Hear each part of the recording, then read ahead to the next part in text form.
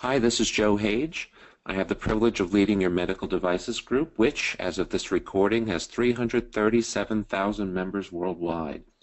And one of the reasons we've been so successful is we have members like Peter Argondizo in the group who are willing to share their knowledge with the group. Today we're going to be talking about translating medical device documentation. And I have to let you know that Peter was my translator when I was at Cardiac Science a few years back. He won an RFP among 22 vendors, so he's been very carefully vetted, even for this webinar, and it's my privilege to introduce you to my friend Peter. Take it away. Have a good show.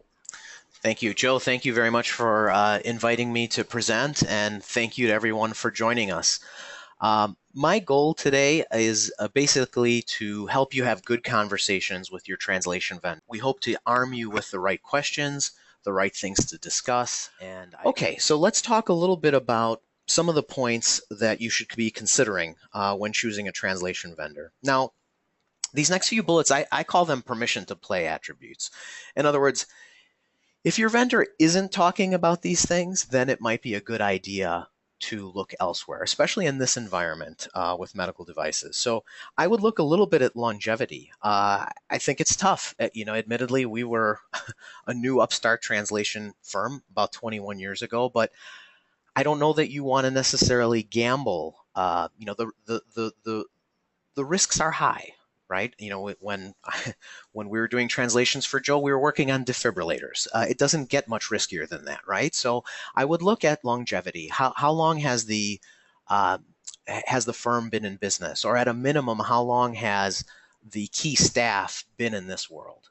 I would also look at quality initiatives, and I think all too often initiatives like ISO 9001, now 2015, and ISO 17100, the replacement for the EN 15038, are looked at as lip service. There are many, let's say, of our colleagues that are in the translation world that really just go ahead and do this only to get the piece of paper, only to be able to have the conversation.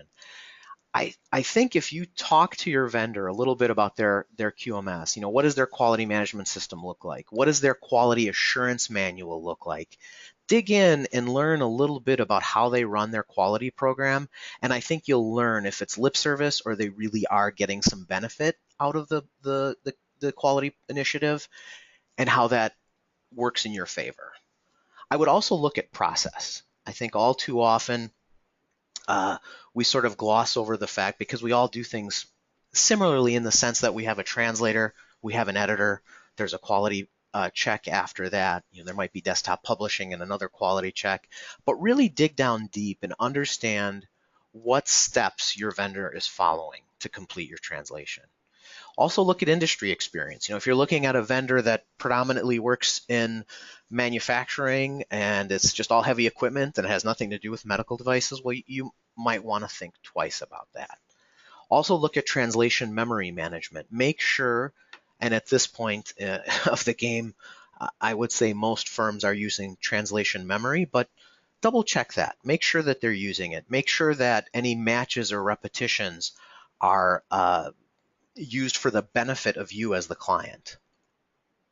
So sort of going down a little bit deeper, these are more the things that I think are the true differentiators when you're looking at vendors. Talk a little bit about transparency and pricing. All too often, we've heard from prospective clients that they're getting, they have a 20 language project and they're getting basically a one-line item estimate. It doesn't really have an explanation of the steps that are followed. It doesn't have a breakdown by language.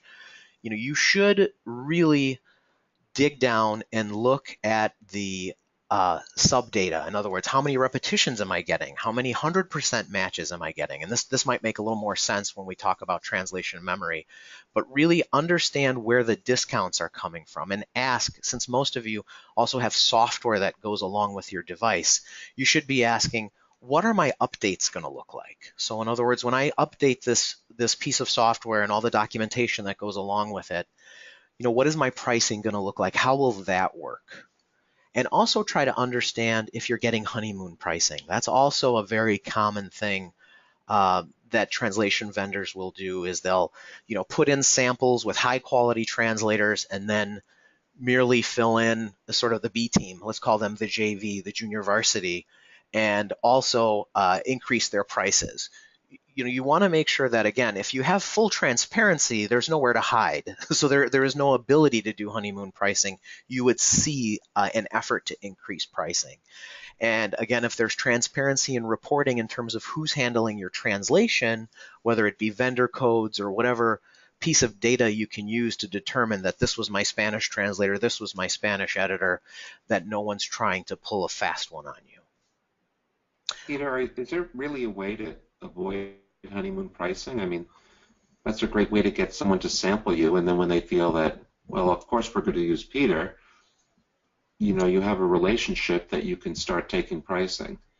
Definitely. So if the proposals are done in such a way where you can see the detailed data, you'll get sort of data on the gross cost per word and what the net cost per word is.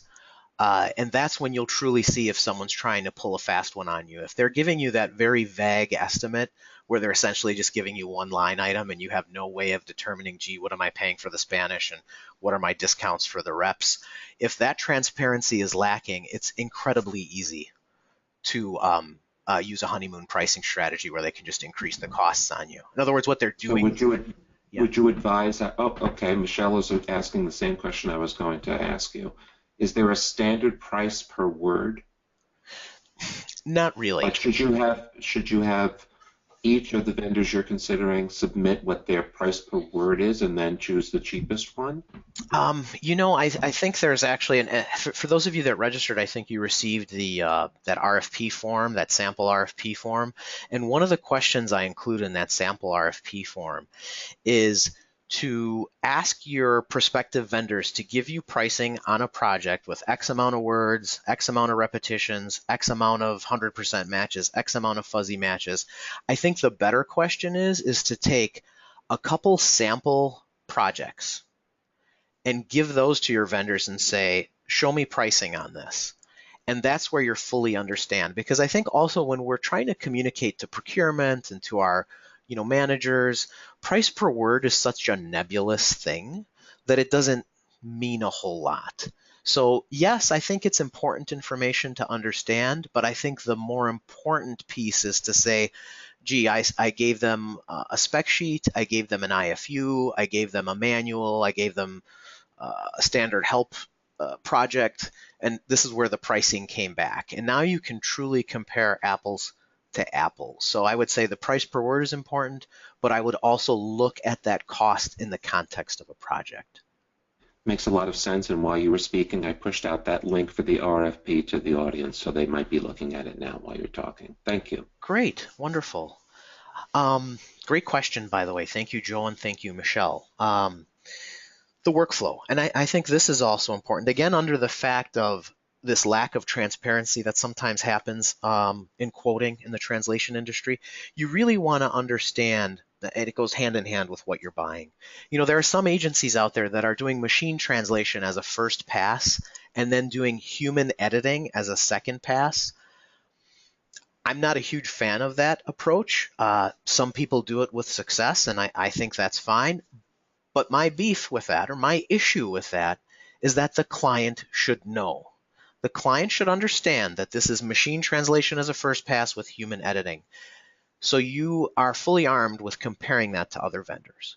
And I think it's incredibly important that you understand what the workflow is. What steps are included in the process? What exactly am I paying for as a buyer?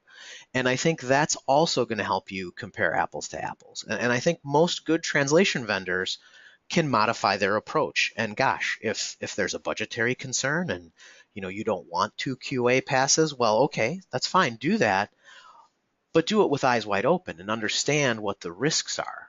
So there is inherently a risk in doing machine translation with human editing. And we could do an entire webinar on that topic, and we'd get all sorts of questions and probably a bit of vitriol from either side. So let's not go there, but just understand that to really truly compare apples to apples, you have to understand what steps are included. And also, how do they select their linguists? So who's working on my project? Are they properly reporting to you? And I know many of you have this requirement, and certainly Joe and his group at Cardiac Science had that requirement, is that they needed to understand who is working on the projects from project to project. That was really in their SOP. So we would have to provide vendor codes. This was the Spanish linguist, this was the Spanish editor. Is that being provided? How large is the team? So if I get very busy as a buyer, how will you address that if you only have a team of 2? Is my team really going to be four people, and is there going to be some cross-checking? How are you going to mitigate the inconsistencies that can happen in a large project? So those are all very important points in choosing your vendor.